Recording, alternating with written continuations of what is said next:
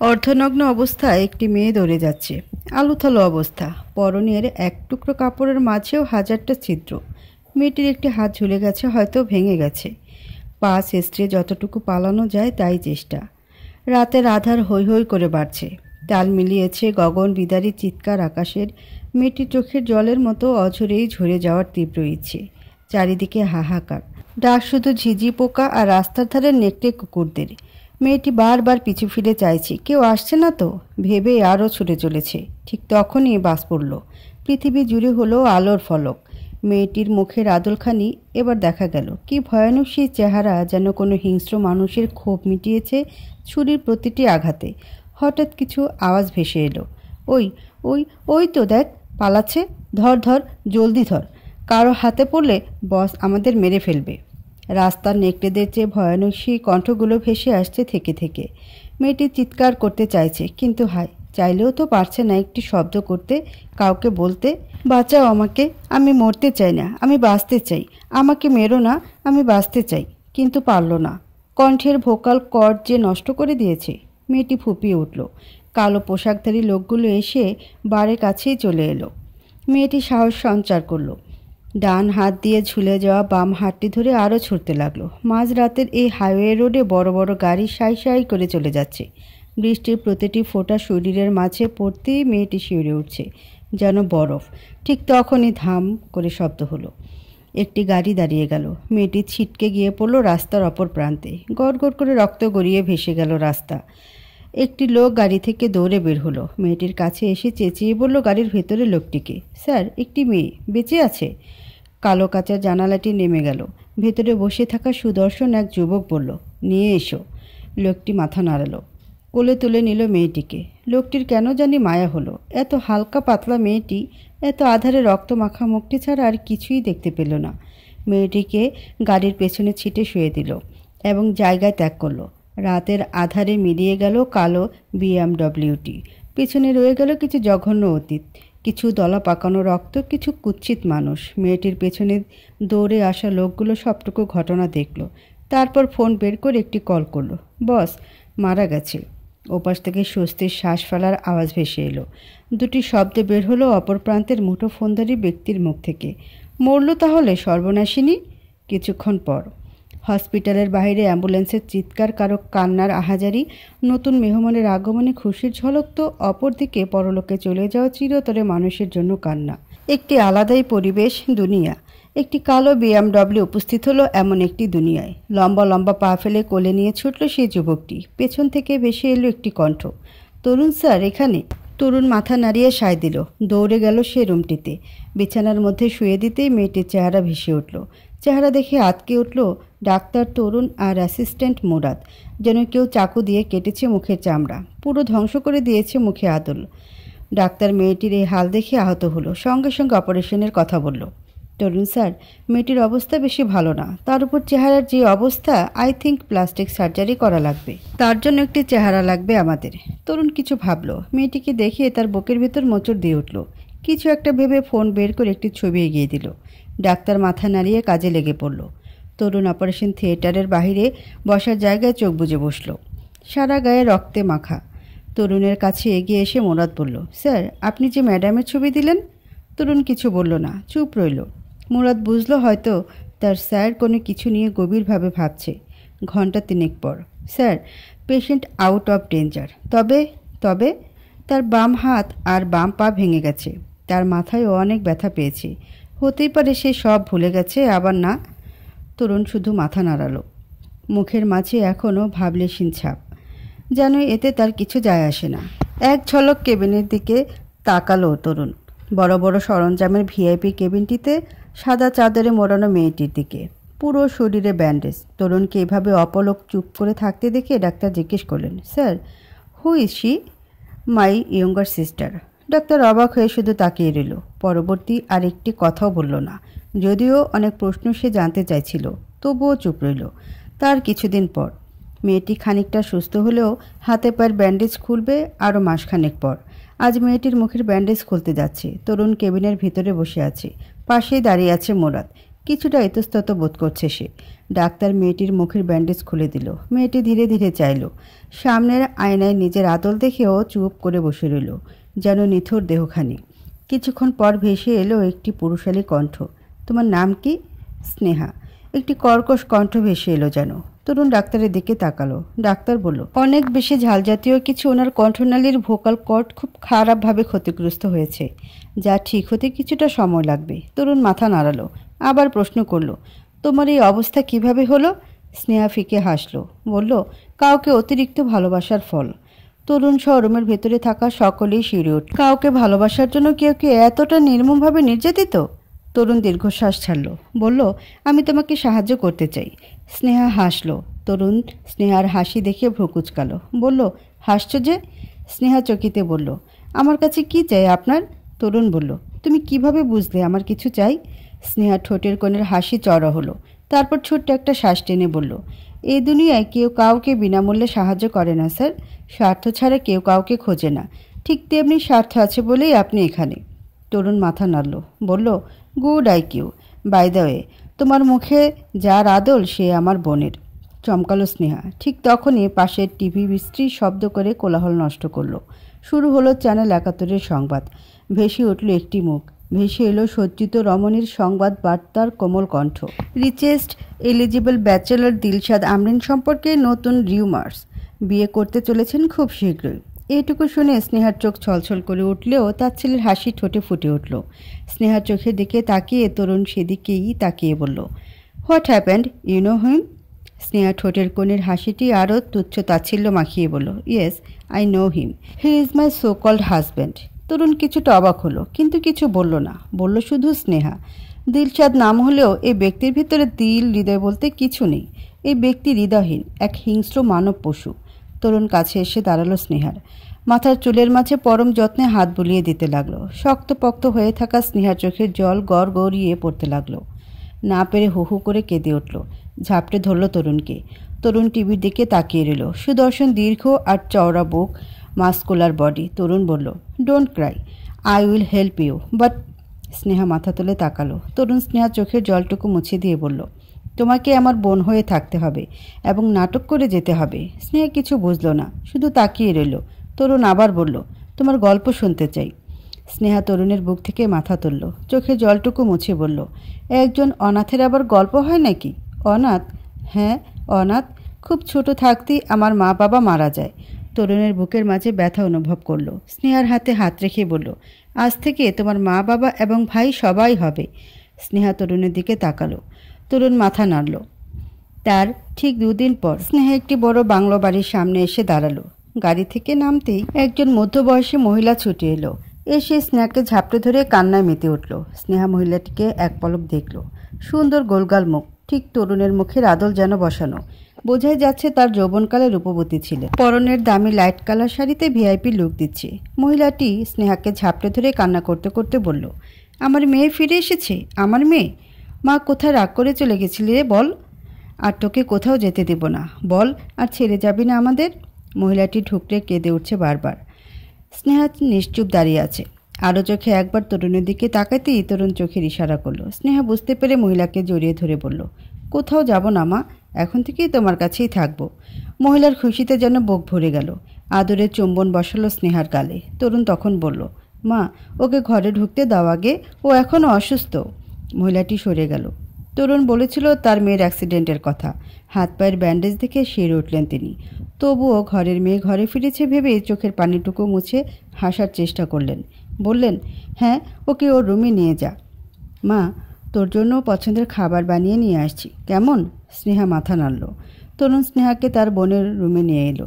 সারা রুমের ভিতরে পুতুল আর পুতুল। 4 তারার লাইটিংটা টিপ টিপ করছে বিছানা ঠিক উপরে। বড় বড় পর্দা ফরফর করে উঠছে।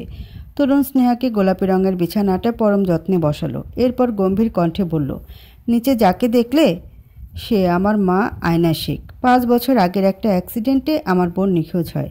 তার লাশটা পর্যন্ত আমরা পাইনি। সপ্তর্পণে শ্বাসটুকু লুকিয়ে আবার বলল তরুণ, আমার বোন আকৃতা শেখ, যার জন্য আমার মা পাগল হয়ে যাচ্ছে দিন দিন। কিন্তু সেদিন তোমাকে পেয়ে আমি নিজের স্বার্থটাই দেখেছি। তুমি ঠিকই বলেছিলে, পৃথিবীতে স্বার্থ ছাড়া কেউ কাউকে খোঁজে না। স্নেহা হাসল। তরুণ এবার সিরিয়াস গলায় বলল, আজ থেকে তুমি আকৃতা শেখ। তোমার পরিচয় শেখ বংশের একমাত্র আদরের মেয়ে তুমি, এবং তোমার কাছে সব কিছুর পাওয়ার থাকবে যা শেখ বংশের মেয়ের প্রাপ্য। স্নেহা মনে মনে হাসল। ভাগ্য তাহলে একেই বলে। কোথায় বন্ধ ছিল সেই অন্ধকার ঘরের ভিতরে এক ফোঁটা পানির জন্য গলা কাটা মুরগির মতো ছটফট করেছে, আর আজ এ বাংলো বাড়িতে আরাম আয়েশের জীবন। স্নেহার বুক চিরে দীর্ঘশ্বাস ছাড়ল। বিড়বিড় করে তার নতুন জীবনের নামটি উচ্চারণ করল, আকৃতা শেখ। তরুণ এবার পকেট থেকে কিছু একটা বের করে স্নেহার সামনে দিল। তোমার ফোন, আমার নাম্বার সেভ করে দিয়েছি, কিছু লাগলে ফোন করো। স্নেহা মাথা নাড়ল। তরুণ স্নেহাকে বিছানায় শুয়ে দিল। কিছুক্ষণ রেস্ট করতে বলে চলে গেল। স্নেহা ডান হাতে তার ফোনটি স্ক্রল করলো এবং আজকের খবর দেখতে লাগলো। যা সে খুঁজছিল পেয়েও গেল। দিলশাদ আমরিন আর এক রমণীর এয়ারপোর্টের বাইরে বেরিয়ে আসার ছবিটি জ্বলজ্বল করছে, যার নিচে চকচক করছে লাল রঙা একটি হেডলাইন। দিলশাদ আমরিনের সাথে দেখা গেল সুপারস্টার মারিয়াকে। তারা কি ডেট করেছেন একে অপরের সাথে জানতে সাথে থাকুন আমাদের। স্নেহার নিচের লেখাটির দিকে চোখও গেল না। সে শুধু দিলশাদের ছবিটি দেখতে লাগলো। চোখের কোণে জল ছলছল করে উঠল স্নেহার। বুকের ভিতর ভারী কিছু অনুভব করলো। একটি বছরে স্নেহার জীবন পাল্টে দিয়েছে সব। এই চেহারার মানুষটিকে কতই না ভালোবাসত সে। পাগল পাগল ছিল। সব জেনে শুনেও নিজের জীবন শেষ করে দিল। কিভাবে পড়লো এই নিকৃষ্ট মানুষের প্রেমে? কিভাবে? স্নেহার চোখ বুজে রইল। কিছু পুরনো স্মৃতি জলজল করে উঠল চোখের পাতায়। 15 বছর আগে ছোট শহরে একটি অনাথ আশ্রমের মধ্যে সব থেকে ওবিডিয়েন্ট ছোট বাচ্চা মেয়েটি ছিল স্নেহা। বয়স 4 বছর। সব সময় চুপচাপ আর সবার কথা মেনে চলা ছিল যেন তার ধর্ম।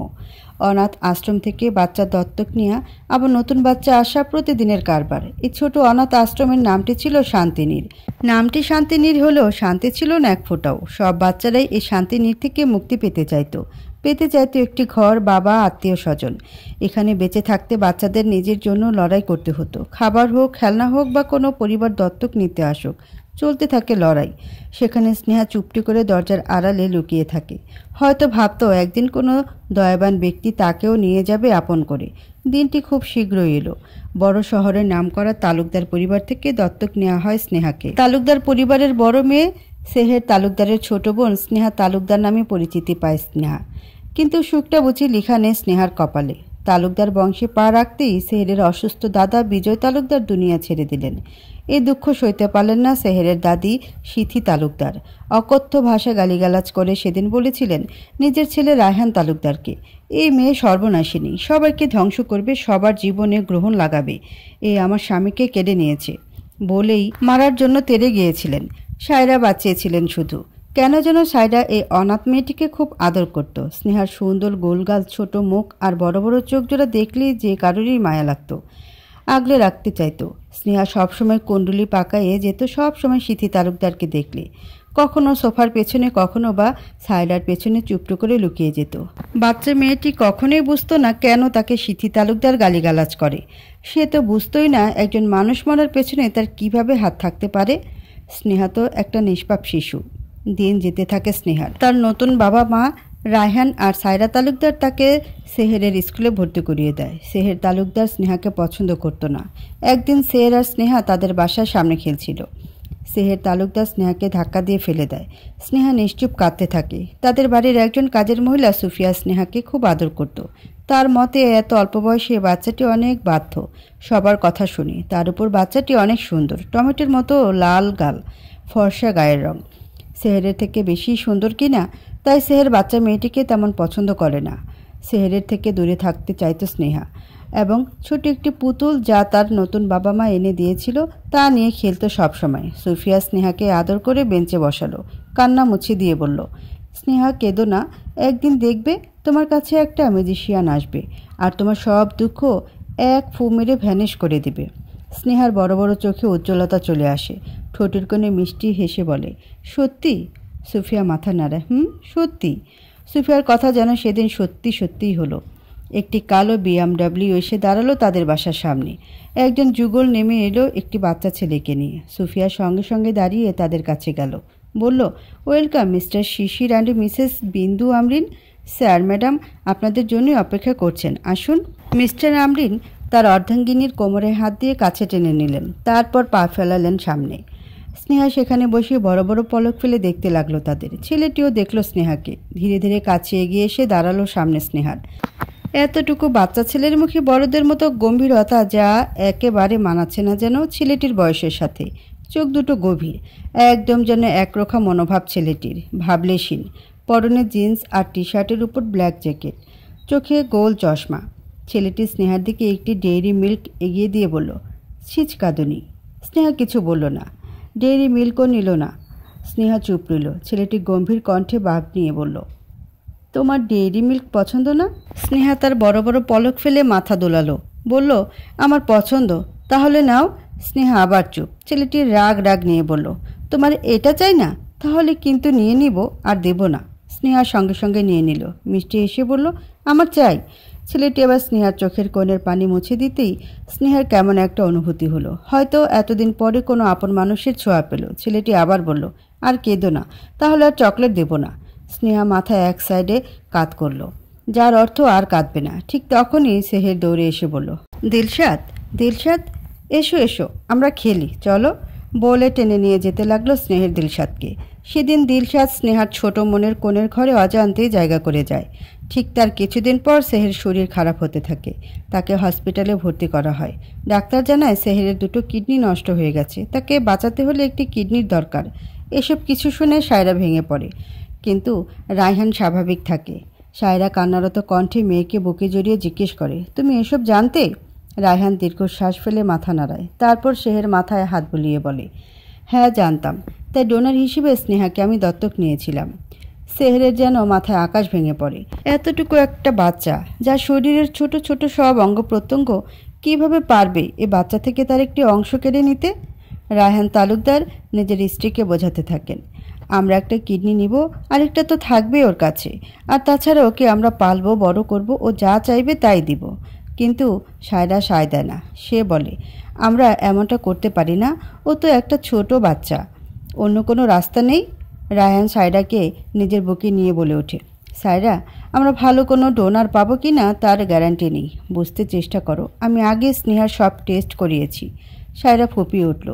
রায়হান এবার শক্ত কণ্ঠে বলল, নিজের মেয়ের কথা ভাবো সায়রা, আমাদের একটি মাত্র মেয়ে, ও চলে গেলে আমাদের সব শেষ। তুমি কি চাও? নিজের মেয়ে নাকি অ্যাডপ্টেড মেয়ে? সায়রা বুকের ভেতর মোচড় দিয়ে উঠল, সত্যি তো, আগে নিজের সন্তান, তাই নয় কি? সায়রা বলল, ঠিক আছে, অপারেশনের ব্যবস্থা করো। বলেই বেরিয়ে গেল সে। এদিকে সিথি তালুকদার কখন থেকে একটি লাঠি দিয়ে পিটিয়ে যাচ্ছেন স্নেহাকে। সুফিয়া সামনে দাঁড়িয়ে চোখে জল ফেলছে। সাহস নেই নিজের মালকিনের সামনে কিছু করার বা বলার। বাচ্চা মেয়েটি কী দোষ করেছে? সেহেরের কিডনি নষ্ট হয়েছে, স্নেহার কি তাতে কোনো হাত থাকতে পারে? স্নেহা চোখের পানি ফেলছে, চিৎকার করেও কাঁদতে পারছে না। কাঁদলেই দাদু বেশি মারে। স্নেহা ভয়ে চুপ করে আছে, মুখ খুলে আধো আধো কণ্ঠে বলছে, দাদু, আমি কিছু করিনি, আমাকে মেরো না, আমি সেহের দিদিভাইকে ব্যথা দেইনি। কিন্তু কে শোনে কার কথা? ঠিক তখন উপস্থিত হয় সায়রা।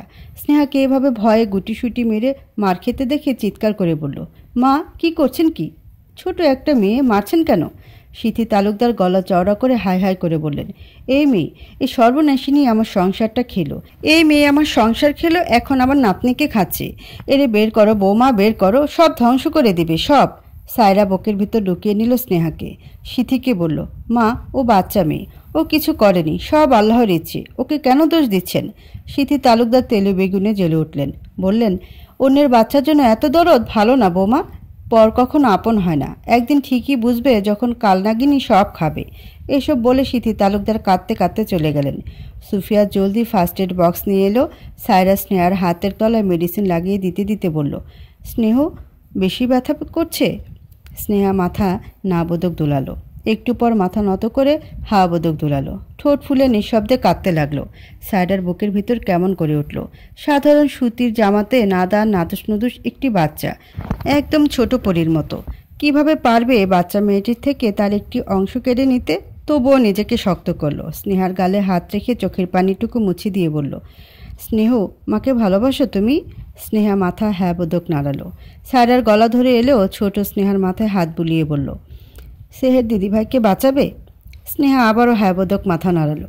স্নেহার টমেটোর মতো গালগুলোতে চুমু দিয়ে কোলে তুলে নিল। তখনই সুফিয়া বলল, ম্যাডাম, এ বাচ্চা মেয়েটি কী দোষ করেছে? কেন কেড়ে নিচ্ছেন ওর কিডনি? ম্যাডাম, এমন করবেন না, বাচ্চা মেয়েটি যদি কিছু হয়। সায়রা বুকের মাঝে শক্ত করে জড়িয়ে নিল স্নেহাকে। বলল, আমার কাছে আর কোনো পথ নেই সুফিয়া। কিছু ঘন্টা পর হাসপাতালের বেডে শুয়ে আছে স্নেহা। চারিদিকে ধবধবে বিধবা সাজে সজ্জিত একটি রুম যেন। ফিনাইল আর মেডিসিনের বিশ্রী গন্ধ রুমটির ভিতর বাহিরে। স্নেহার ক্ষত স্থানে খুব ব্যথা করছে। সিঁড়ি করা জায়গাটা জ্বলছে আগুনে পোড়ার মতো। সুন্দর শরীরে ভয়ানক লাগছে সিলির দাগটি। দেখলেই যেন যে কারো গা শিরশির করে উঠবে। খালি কেবিনে সুফিয়া ছাড়া কেউ নেই। ব্যথায় নীরবে চোখের জল ফেলছে স্নেহা। সুফিয়া স্নেহার মাথায় হাত বুলিয়ে যাচ্ছে। আর যদি এই সুন্দর বাচ্চা মেয়েটির বাবা মা বেঁচে থাকতো, কত সুন্দর একটা লাইফ লিড করত। তালুকদার বংশের অ্যাডাপ্টেড হওয়াই যেন দুর্ভাগ্যের। স্নেহা বিড়বিড় করছে, মা, মা, খুব ব্যথা করছে মা, কই তুমি? একটু চুমু দাও মা, ও মা, মা গো। সুফিয়ার চোখের পানি চলে আসছে। স্নেহাকে এখানে একা ফেলে সেহেরের কেবিনে সবাই বসে আছে। সেহের কেবিন থেকে জোরে জোরে কান্নার আওয়াজ আসছে। সুফিয়া ভাবছে, সেহের কত কান্নাকাটি করছে আর স্নেহা বাচ্চা মেয়েটি একদম চুপটি করে চোখে জল ফেলছে। আচ্ছা, বাচ্চা মেয়েটির কি দোষ? এটাই কি তার বাবা মা নেই, সে অনাথ? সুফিয়া স্নেহাকে ঘুম পাড়ানোর জন্য গুনগুন করছে, কিন্তু কষ্টে গলা ধরে আসছে, পারছে না কিছু করতে। বাচ্চা মেয়েটি তার পালক মায়ের সন্তানকে বাঁচিয়ে দিল, অথচ একটিবার স্নেহাকে দেখতেও এলো না। হায়রে দুনিয়া! স্নেহা তার বড় বড় চোখে সুফিয়াকে বলল, আন্টি, পানি, একটু পানি। সুফিয়া মাথা নাড়ল, কিন্তু পানি কেবিনটিতে না পেয়ে বাইরে চলে গেল। কিছুক্ষণ পর পানি এনে খাইয়ে দিল। ঠিক তখনই দরজাটা আবার খুলে গেল। ভেতরে ঢুকলো দিলশাদ। প্রতিবারের মতো গম্ভীরতা গুমড়ে মুখ বজায় রেখে বলল, ছিচকাদুনি। ছিচকাদুনি শব্দটি শুনে স্নেহা কান্না থামিয়ে দেয়। ঘাড় কাত করে ভাবলেশীন মুখটি দেখতে পায়। স্নেহা কান্না থামিয়ে ব্যথা ভুলে দিলশাদের দিকে তাকিয়ে থাকে। দিলশাদ তার ছোট ছোট হাতে আজও চোখের জলটুকু মুছে দিয়ে বলল, তোমাকে যখন দেখি তুমি শুধু কাঁদো কেন? তোমার চোখে কান্না ভালো লাগে না। স্নেহা মাথা কাত করলো আগের মতোই, যে সে কাঁদবে না। দিলশাদ তখন এগিয়ে এসে একটি স্বর্ণের তাবিজের লকেট পরিয়ে দেয়। তাবিজের মধ্যে সুন্দর করে দিলশাদের নামটি খোদাই করা, চকচক করছে একদম। দিলশাদ স্নেহার গালে হাতে রেখে বলল, এটা আমার তাবিজ। ছোট থাকতে আমার দাদু এক হুজুরের কাছ থেকে এনে আমাকে পরিয়েছিল। আমি সবসময় অসুস্থ থাকতাম বলে। তুমি অসুস্থ, তাই তোমাকে দিলাম এটা। খবরদার হারাবে না, হারালে আর চকলেট দিব না। স্নেহা তার বড় বড় পলক ফেলে হ্যাঁ বলল। দিলশাদ স্নেহার মাথায় হাত বুলিয়ে দিয়ে বলল, আমি চলে যাচ্ছি, আমার অপেক্ষা করবে, মনে রাখবে তুমি শুধু আমার বন্ধু, কেমন? স্নেহা তার স্বভাবসুলভ হ্যাঁবোধক মাথা নাড়িয়ে বলল, অপেক্ষা করব। এরপরে দিলশাদ অনেকগুলো চকলেট এগিয়ে দিল। স্নেহার ছোট মুখে হাসি ফুটে উঠল। কিছু ঘন্টার মাঝে এই প্রথম সুফিয়া হাসতে দেখল স্নেহাকে। এরপর স্নেহা তার সব থেকে প্রিয় পুতুলটি এগিয়ে দিল দিলশাদের দিকে। আমার কাছে কিছু নেই পুতুল ছাড়া, এটি আমার ফেভারিট, এটাই তুমি রাখো। দিলশাদ খুশি হলো। স্নেহার গোল গোল চেহারা টমেটোর মতো গালে টেনে বলল, থ্যাংক ইউ। সময়গুলো খুব তাড়াতাড়ি পাল্টে গেল স্নেহার জীবন। আকৃতা? আয়না শেখের কণ্ঠ পেয়ে স্নেহা চোখ মেলে তাকালো। পুরো অতীতের পাতা আর দিলশাদের সাথে কাটানো ছোট ছোট মুহূর্তে ধূলিকণা জমা হতে হতে মাটির সাথে যেন মিশে গেল। আমরিন ভিলা। রাতের ঘন কালো আকাশ সূর্যের ছোঁয়া পেতেই পালিয়ে গেছে। মিষ্টি রোদ গুনগুন করে গান গাইতে গাইতে প্রবেশ করছে আমরিন ভিলা সব থেকে বড় কামরার মাস্টার বেডটির মাঝে শুয়ে থাকা এক যুগলের উপর। সাদা চাদরে ঢাকা দুজন মানবের দেহ। বোঝাই যাচ্ছে দুজন নরনারীর আদিম কামনা বাসনায় রাতটি খুব সুন্দর কাটিয়ে এখন ক্লান্ত শ্রান্ত। Dilshad Amrin, the business king. রকচটা একঘেয়ে গাম্ভীর্যপূর্ণ মুখের আদল, ঘন কালো কুচকুচে চুলের মাঝে আঙ্গুল চালিয়ে আষ্টি পৃষ্ঠে জড়িয়ে থাকা সাদা দেহের নারী মৃদু কম্পন কণ্ঠে ডাকল, দিলশাদ। সুন্দরী রমণীর বুকের মাঝে শুয়ে থাকা দিলশাদ মৃদু মৃদু পলকে কুচকে পিটপিট করে চোখ খুলল দিলশাদ। ঘন কালো কুচকুচে চোখের মণিতে ডিপ ব্লুর স্পর্শ। সুন্দর চোখ জোড়ায় শক্ত তীক্ষ্ণ চাহনি মেলে দিল সুন্দর রমণীর দিকে। শক্তপোক্ত হাতে এক ধাক্কায় দূরে সরিয়ে দিল তাকে। তীক্ষ্ণ কণ্ঠে বলল, তুমি এখন এখানে কি করছো? Get out. বলতে বলতে বিছানা থেকে নেমে পড়ল দিলশাদ। নাইট গাউনটি তার অত্যাশ্চর্য দেহটি লুকিয়ে পা বাড়ালো ওয়াশরুমের দিকে। ওয়াশরুমের ঠিক সামনে এসেই থেমে গেল দিলশাদ। পেছনে না ফিরে ডান হাতের দুটি আঙ্গুল তুলে ঠান্ডা ভার গলায় বলল, তোমার কাছে 2 মিনিট সময় আছে। You just get out my house. বলেই ঢুকে গেল ওয়াশরুমের ভিতরে। বাইরে রয়ে গেল সুন্দরী রমণীর ক্রন্দনরত মুখ আর ভাঙ্গা হৃদয়। মারিয়া উঠে দাঁড়ালো। দিলশাদের কামরায় হক বসাবার বৃথা চেষ্টাই না করছে সে। কিন্তু দিলশাদ যেন পাথর। আয়নার সামনে গিয়ে নিজের দেহখানা একবার দেখে নিল। এই চেহারার জন্য লক্ষ লক্ষ মানুষ তার ফ্যান। চলচ্চিত্র জগতের কত দাম, কত মূল্য নেই শুধু দিলশাদের কাছে। শুধু শারীরিক চাহিদাটুকুর জন্যই কি সে? তাও আবার দিলশাদ এতেও যেন অতৃপ্তি। কি চাই তার, কি চাই? এসব আকাশ কুসুম ভেবেই মারিয়া চোখের জলটুকু মুছে নিল। দিক সেদিক ছড়িয়ে ছিটিয়ে থাকা কাপড় তুলে নিয়ে গায়ে জড়িয়ে চোখের কোণে জলটুকু মুছে বিদায় হলো মারিয়া। ঘণ্টাখানেক পানি নিচে দাঁড়িয়ে থেকে ও দিলশাদের শরীরের গরম যেন কমছে না, না ঠান্ডা হচ্ছে বুকের ভেতরটা। চোখ দুটি জ্বলছিল দিলশাদের। বুকের ভেতরে মাঝে মাঝে খা খা করে চৌচির মাঠ।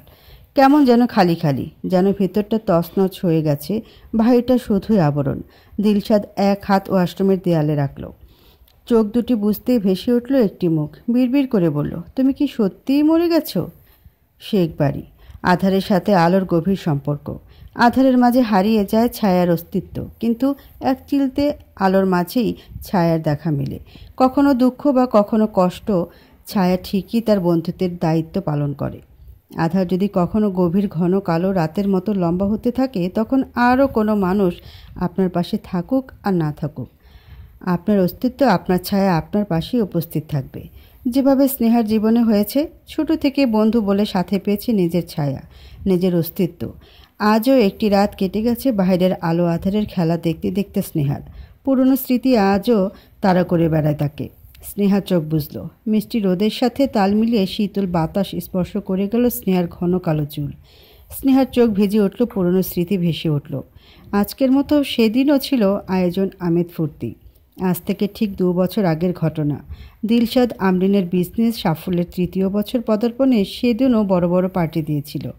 সেদিন অ্যানাউন্সমেন্ট হয়েছিল খুব শীঘ্রই বিয়ে করতে যাচ্ছে সেহের তালুকদার, যার ভাগ্যে ছিল দিলশাদ। নাকি অনাথ নামহীন কিংবা নাজায়েজ মেয়ে স্নেহা। দিলশাদ দেশে ফিরেই সেহেরকে আপন করে নেয় এবং দুজনের ভালোবাসার গুঞ্জন প্রতিটি খবরের কাগজে কাগজে থাকতো তখন। কিন্তু ঠিক তাদের বিয়ের দিন ঘটল অঘটন। সেহেরকে সব থেকে বড় নামিদামি পার্লারে সাজাতে নিয়ে যাওয়া হয়। সাথে যায় স্নেহা। বধূ সাজে সেহেরকে খুব সুন্দর লাগছিল। সেখানে না সেজেই স্নেহাকে আরও সুন্দর লাগছিল। সেহের প্রতিবার স্নেহার এই রূপে হিংসা করত। এখনও অনেক দিন গিয়েছিল স্নেহার এই রূপকে ধ্বংস করতে গরম তেল বা গরম পানির ব্যবহার করতেও পিছপা হয়নি সেহের। কিন্তু ভাগ্যবশত বেঁচে ফিরেছে সে। স্নেহা সেহেরের পাশে এসে দাঁড়ালো। দিদিভাই, তোমাকে খুব সুন্দর লাগছে। সেহের নাক ছিটকালো। সেহেরের মাথায় তখন চিন্তার ভাব। সে বলল, স্নেহা, আমার ফুল কম পড়ছে, সামনে একটি ফুলের দোকান আছে, যা ফুল নিয়ে আয়। স্নেহা প্রত্যুত্তরে মাথা নাড়ালো। স্নেহা ছোট থেকেই ভূতি টাইপের মেয়ে ছিল। অনাথ আশ্রমের নরকে ফিরে যাওয়ার ভয়ে সে সবসময় ওবিডিয়েন্ট ছিল। সেহের সবসময় ওকে এই বলে ভয় দেখাতো, আর ছোট স্নেহা ভয়ে কুণ্ডলি পাকিয়ে যেত। স্নেহা বের হতেই সেহে রেডি হয়ে গাড়িতে করে চলে গেল। স্নেহাকে একা ফেলে যায়। স্নেহা বুঝতে পেরে গাড়ির পেছনে দৌড়াতে থাকে, কিন্তু গাড়িটি কিছু দূরে গিয়ে বৈদ্যুতিক খুঁটির সাথে ধাক্কা লেগে যায় এবং সেহের সেখানেই মারা যায়। আর এই দুঃখ সইতে পারে না দিলশাদ। সে পাথর হয়ে যায়। এই ঘটনার জন্য বরাবরই দায়ী করা হতো স্নেহাকে। তালুকদার বাড়ির মুরব্বী সিথি শেখ স্নেহাকে সেদিন মেরে আধমরা করে ফেলেন। সকলে দোষারোপ করেন স্নেহা ইচ্ছে করে এই কাজ করেছে, সম্পত্তির লোভে, দিলশাদকে পাওয়ার লোভে। কিন্তু স্নেহা চিৎকার করে বলে, আমি কিছু করিনি। কেউ বিশ্বাস করেনি সেদিন, কেউ না। উল্টো সর্বনাশিনীর খেতাব দেওয়া হয় তাকে। এবং সেহেরের বাবার রাগে 1 মাসের মধ্যে বয়সী লোকের সাথে 19 বছরের স্নেহার বিয়ে ঠিক করে। স্নেহা সেদিন কেঁদে কুটেও রক্ষে পায়নি। সেহেরের বাবা মার পায়ের কাছে পড়ে কেঁদেছে সে। বাবা মা, রহম করো, আমি বিয়ে করব না, আমি দূরে কোথাও চলে যাব, আমার জীবন এভাবে নষ্ট করো না। সেদিনের আত্মচিৎকার না সায়রার কানে গেছে না রায়হানের। স্নেহাকে বিয়ের পিঁড়িতে বসতেই হয়েছিল। সাধারণ একটি বেনারসি শাড়ির উপর একটি গোল্ডেন কালারের ওড়না, মাথায় টায়রা, নাকে নথ, গলায় হার আর কানের দুল, হাত ভর্তি কাঁচা চুড়িতে ছোট বালিকা বধূ মনে হচ্ছিল স্নেহাকে। স্নেহা ভেঙে পড়েছিল ভিতরে ভিতরে। দিলশাদকে মনে মনে সে অনেক ভালোবাসত। ভেবেছিল আর কাউকে কখনো এই মন প্রাণ দেবে না। সে তো অপেক্ষা করছিল দিলশাদের। স্নেহা কথা রেখেছিল, হ্যাঁ, দিলশাদের কথা রেখেছিল। অপেক্ষা করছিল, স্বপ্ন দেখছিল দিলশাদের বউ হবার। কিন্তু দিলশাদ তো তাকে ভুলে গেছে। সেহেরকে বেছে নিয়েছিল, সেহেরকে ভালোবেসেছিল, বাসবেই না কেন? নামহীন এক মেয়েকে কেউ আপন করতে চায় না, সবাই ব্যবহার করতে চায়, যেমনটি প্রতিবার তাকে করেছে এই তালুকদার পরিবার। ভেবে স্নেহা আরও জোরে জোরে কান্না করতে লাগলো। এদিকে যখন কবুল বলার সময় হলো, স্নেহা মুখে কুলুপ এঁটে নিল। তা দেখে সায়রা স্নেহাকে ইচ্ছে মতো চড়থাপ্পড় মেরে বলল, আর কত পরের ঘরে বসে খাবি, স্বার্থপর বিশ্বাসঘাতক, আর কত সর্বনাশ করবি আমার, আর কত। স্নেহার কান্নার কারণে শ্বাস আটকে গেছিল, তবুও সে বলেনি, কিন্তু এতেও রক্ষে নেই যেন। সিথি তালুকদার জ্বলন্ত কয়লা নিয়ে এসে স্নেহার পায়ে ছুঁয়ে দিতে স্নেহা চিৎকার করে উঠল। এরপর আর ছোট স্নেহা সইতে না পেরে হেঁচকে তুলে যেই কবুল বলতে নিল, তখনই একজন লম্বা এক দীর্ঘকায় দেহের ব্যক্তি এসে দাঁড়ালো স্নেহার সামনে। স্নেহার কান্নার জন্য চোখ দুটি ফুলে গেছিল, টমেটোর মতো গাল দুটি লাল টুকটুকে হয়ে গেছিল। হাঁটু গেড়ে যুবকটি বসল স্নেহার কাছে। স্নেহা খুব কষ্ট উচ্চারণ করলো, দিলশাদ। কিছু একটা পড়ার শব্দে স্নেহার ধ্যান ভাঙল। সময়ের গতির সাথে স্নেহা এখন সুস্থ। আজ শেখ বাড়িতে চলছে আয়োজন, ছোট মেয়ে ফিরে আসার খুশিতে ধুমধাম করে চলছে সব। স্নেহা সন্তর্পণে শ্বাস ছাড়ল। অন্যের অস্তিত্বকে নিজের মাঝে বাঁচিয়ে রাখা অনেক বড় দায়িত্ব, যা পদে পদে আমল করবে স্নেহা। এই পরিবারের মানুষগুলোর কাছে ঋণী যে স্নেহা। স্নেহার ভাবনার মাঝে দরজায় টোকা পড়ল। স্নেহা তার মৃদু কর্কশ কণ্ঠে বলল, কামিং। একজন কাজের লোক কয়েকটি ব্যাগ নিয়ে হাজির হলো। ম্যাডাম, বড় স্যার এগুলো পাঠিয়েছেন আজকে পার্টিতে পড়ার জন্য। ঠিক আছে। কাজের লোকটি চলে গেল। স্নেহা কাপড়গুলো বের করে ছুঁয়ে দেখল। তালুকদার বাড়িতে থাকার সময় স্নেহাকে সব সময় সেহেরের পুরনো কাপড় পরতে দেওয়া হতো। সেগুলো সুন্দর করে ধুয়ে আয়রন করে পরত স্নেহা। একটি নতুন জামার জন্য অপেক্ষা করতে হতো দুটি ঈদের। অধীর আগ্রহে দিন পার করত স্নেহা। ক্যালেন্ডারে দাগ কেটে রাখত একটি ঈদ গেলে। স্নেহার চোখ আবার জ্বলে উঠল। বড় বড় চোখ জোড়া টলমল করছে পানিতে, কিন্তু স্নেহা নিজেকে সামলে নিল। ঘন ঘন ঢোক গিলে তৈরি হয়ে বের হতেই বাইরে তরুণকে সোফায় বসে সিগারেট টানতে দেখল। স্নেহা মুচকি হেসে বলল, ভাই আপনি কখন এলেন? তরুণ তার দাম্ভিক মুখখানে বিষণ্ণ হাসল। মাত্রই। আমার বোনটিকে সুন্দর লাগছে। স্নেহা প্রত্যুত্তরে হাসল। তরুণের কাছে গিয়ে সিগারেট কেড়ে নিয়ে ফেলে দিল। অভিমানী কণ্ঠে বলল, ভাই আপনাকে না করেছে এসব খেতে। তরুণ বোনের মাথায় হাত বুলিয়ে বলল, অনেক দিনের অভ্যাস তো, চেষ্টা তো করছি। স্নেহা তরুণের হাত ধরে বলল, আপনি এমন কেন ভাই? তরুণ ফিকে হেসে বলল, আমি এমনই। কারণটা তো বোন হিসেবেই জানতেই পারি। পারো। আমারও একটি গল্প আছে। আমি একজনকে হারিয়ে ফেলেছি নিজের অবহেলার জন্য। এখন আর তাকে খুঁজে পাই না, আর হয়তো পাবও না। স্নেহা আশ্বস্ত করে বলল, ট্রু লাভ কখনো হারায় না ভাই, দেখবে সে চলে আসবে। তরুণ বলল, আই হোপ সো, কিন্তু তোমার ভালোবাসার মানুষ কিন্তু আজ আসবে। The game start now. Sneha মাথা নাড়ল। সময় এসে গেছে শত্রুপক্ষের মুখোমুখি হওয়ার। বর্ষাকালের তাণ্ডব চলছিল সেদিন। ছিল ঘন কালো আকাশের বুক ভাঙার চিৎকার, ঝুমঝুম বৃষ্টির তীক্ষ্ণ শব্দ, কর্কশ একরোখা। স্নেহার বুক ভাঙার ফাটল আকাশের বুকের বিদ্যুৎ চমকানোর মতো। স্নেহা দিলশাদকে দেখে অসহায়ভাবে তাকালো। স্নেহার গোলাপি মুখের বড় বড় টানা চোখের কোণে জল মুছে দিল দিলশাদ। গাম্ভীর্যপূর্ণ কণ্ঠে এক ঠান্ডা স্পর্শ যে কারো শরীরের লোম দাঁড় করিয়ে দেওয়ার জন্য যথেষ্ট। দিলশাদ হাঁক ছেড়ে বলল, aunty, I marry her. Saira আর রায়হান থমকে গেল। তারা কি ঠিক শুনছে তো? সত্যি কি দিলশাদ তার মেয়েকে ভুলে গেল? 6 মাস তো হয়নি সেহের মারা গেছে। তাহলে? সায়রা মুখ খুলল। দিলশাদ, তোমার কি মাথা খারাপ হয়ে গেছে? তুমি কি ভুলে গেছো সব? ভুলে গেছো তোমার সেহেরকে? দিলশাদ আমরিন এগিয়ে গেল সায়রার কথায়। ডাক দিল কাউকে। ভেতরে ঢুকলো একজন উকিল, হাতে কিছু পেপার। সবাইকে উপেক্ষা করে দিলশাদ স্নেহার গালে হাত রেখে বলল, ভালোবাসো আমায়? অবস্নেহা মাথা নাড়ালো। উপরওয়ালা হয়তো তার দিকে মুখ তুলে চেয়েছে। তাই তো, যে দিলশাদকে পাবে না জেনেও ভালোবেসে গেছে। সে সামনে থেকে তাকে বিয়ে করবে বলছে। স্নেহার চোখে মুখে খুশি ঝিলমিল। ফ্যাকাশে মুখে চাঁদের মতো ঝলমলে আলো ফুটে উঠল। দিলশাদ বাঁকা হাসল। উকিলের কাছ থেকে নেওয়া পেপারসগুলো এগিয়ে দিল সঙ্গে সঙ্গে স্নেহার দিকে। স্নেহার টমেটোর মতো গাল টেনে বলল দিলশাদ, সাইন ইট। স্নেহার শরীর কেঁপে উঠল। আচমকা যেন আকাশের কালো কুচকুচে ভাব কেটে গেল। আলোকিত হলো চারিদিক। সূর্যের এক ঝিলিকে হেসে উঠল পুরো পৃথিবী। স্নেহার মনের কোণে এক বিন্দু আশা জন্মালো। হবে এবার হয়তো তার বিষণ্ণ শহরে কোমলতার ছোঁয়া। স্নেহা কাঁপা কাঁপা হাতে সাইন করে দিল। সেদিন তো স্নেহা জানতই না এই এক টুকরো কাগজ খুব শীঘ্র সুখের মহল নয়, বরং ঘন কালো এক জঘন্য নরকের সাক্ষাৎ করাবে। বিয়ে হয়ে গেল। তালুকদার বাড়ি ছেড়ে জায়গা হলো আমরিন বাড়ি। সময় গেল, সন্ধ্যা গড়িয়ে রাত হলো। দিলশাদ আমরিনের আলিশান বাংলা ঠিকানা হলো। কিন্তু কিন্তু সব ভাবনা পাল্টে গেল। সব মেয়েদের বিয়ের রাত নিয়ে থাকে কতই না কল্পনা, কতই না অনুভূতি থাকে। হায়, কিন্তু স্নেহার কপালে শুধুই বুঝি কষ্ট। ঘড়ির কাঁটা ঢং ঢং করে এগিয়ে যেতে লাগলো। রাত গভীর থেকে গভীরতম হলো।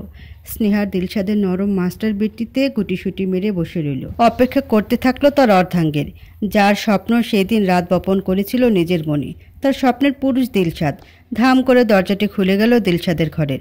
স্তম্ভিত আসবাবপত্রও যেন কেঁপে উঠল। মুহূর্তে ঘরের পরিবেশ গুমট বাতাবরণটা বৃদ্ধি পেল। কেঁপে উঠল স্নেহা। দাঁড়িয়ে গেল স্নেহার গায়ের লোম। দরজার সামনে দাঁড়িয়ে থাকা দিলশাদের তীক্ষ্ণ শক্ত চাহনি ভিট করে তুলল স্নেহার মন।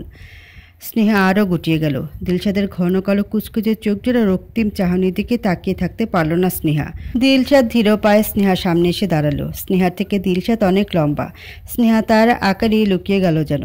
দিলশাদ স্নেহার টমেটোর মতো গলে হাত রাখল। স্নেহা তার বিছানার চাদরে শক্ত করে চেপে ধরল। দিলশাদ আমরিন ঠান্ডা বরফ গলায় বলল, do you love me? Sneha এই কথাটি দ্বিতীয়বারের মতো শুনতে পেয়ে আজীব লাগলো। কিছু না ভেবে মাথা নাড়ালো। দিলশাদ স্নেহার দিকে ঝুঁকে এলো। স্নেহা স্পষ্ট শুনতে পাচ্ছে দিলশাদের হার্টবিট। ঢিপ ঢিপ হৃদয়ছন্দ হচ্ছে। দিলশাদ স্নেহার কানের কাছে মুখ নিল। স্নেহা শিউরে উঠল। দিলশাদ ফিসফিস করে বলল, কি করতে পারবে আমার জন্য? স্নেহার যেন কি হলো, আত্মবিশ্বাসের সাথে বলল, আপনার জন্য আমি সব করতে পারবো দিলশাদ। দিলশাদ আমরিনী বাক্যটুকু শুনে রাগান্বিত হলো। এক ধাক্কায় বিছানায় ফেলে দিল স্নেহাকে। স্নেহার উপর উঠে স্নেহার গলা নির্দয়ভাবে চাপ দিল। হিংস্র পশুর মতো হুঙ্কার ছেড়ে বলল, তাই বুঝি তুই আমার সেহেরকে মেরেছিস? বুক কাঁপলো না? তুই সেহেরকে নয় দিলশাদকে মেরেছিস। কেন করেছিস এসব? আমার জন্য তো? এবার বুঝবি। আমার আপনজনের কাছে আমি যতটা ভালো, তার থেকে হিংস্র আমি আমার শত্রুদের জন্য। বলে গলার মধ্যে থেকে হাত সরিয়ে নিল স্নেহার। এদিকে স্নেহার গলায় চাপ এতই জোরে দিয়েছিল দিলশাদ যে স্নেহা মনে হয় প্রায় মরেই গেছে। গলার মাঝে দিলশাদের লম্বা আঙ্গুলের দাগ বসে গেছে একেবারে। দিলশাদ স্নেহাকে ছাড়তে স্নেহা দূরে সরে গেল। শ্বাসকষ্টের মতো শ্বাস নিতে লাগলো। ভয়ে আতঙ্কে সাদা হয়ে গেছিল মুখ ঠোঁট। স্নেহা আরও সরে যেতে চাইলেও বহু কষ্টে বিড়বিড় করে বলল, আমি কিছু করিনি দিদিভাইকে, বিশ্বাস করুন, সবাই ভুল। কথাটি শেষ করতে পারল না স্নেহা। গোলাপি গালে ঠাস করে এক চর বসালো দিলশাদ। আবারও বিছানায় ফেলে গাল চেপে ধরল। হিসিয়ে বলল, don't lie, otherwise I kill you. খুব শখ ছিল না তোর বিয়ে করার আমাকে? আজ শখ মিটাবো। তুই জানিস না, তুই এক হিংস্র পশুকে জাগিয়েছিস। হিংস্র পশু বলে স্নেহার পরনের শাড়ি টেনে খুলে নিল। ছিঁড়ে ফেলল সব। স্নেহার চোখের কোণ দিয়ে জল গড়িয়ে পড়তে লাগলো। দিলশাদ আমরিন তার পুরুষত্বের জোর খাটালো। ধীরে ধীরে নিস্তেজ হয়ে গেল স্নেহা। ঠোঁটের কোণ গড়িয়ে রক্ত পড়তে থাকলো। শরীরের প্রতিটি অংশে দাগ ছেড়ে গেল দিলশাদের স্পর্শের। রাতের গভীরে এক অভাগিনী নারীর চিৎকারের সাক্ষী হলো আকাশের চাঁদ তারা প্রকৃতি। সাক্ষী হলো বিছানার মাঝে থেকে যাওয়া রক্তের ছোপ ছোপ ছাপ। পুরনো অতীত আরও একবার ভেবে কেঁপে উঠল স্নেহা।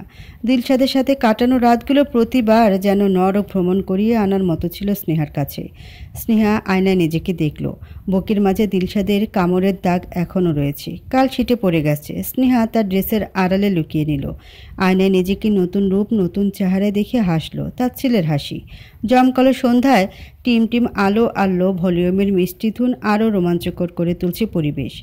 আশেপাশে বড় বড় বিজনেসম্যান, বড় বড় সেলিব্রিটি উপস্থিত হচ্ছে। টিভি রিপোর্টারদেরও হুড়োহুড়ি শেষ নেই।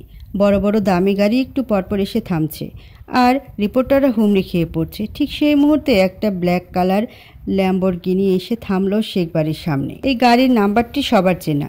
রিপোর্টাররা শকুনের মতো ঘিরে ধরেছে গাড়িটিকে। পেছন থেকে কালো পোশাকধারী কিছু লোক গাড়িটিকে কাভার করলো। গাড়িটি থেকে নেমে এলো ব্ল্যাক ট্যাক্সিডোতে অত্যাশ্চর্য সুদর্শন যুবক, যার মাস্কুলার বডি ব্ল্যাক টাক্সিডোতেও দৃশ্যমান।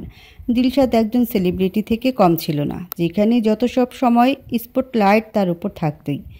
ঠিক তার পাশে এসে দাঁড়ালো এক রমণী, যার সৌন্দর্য মেকআপের জন্য আরও ফুটে উঠেছে।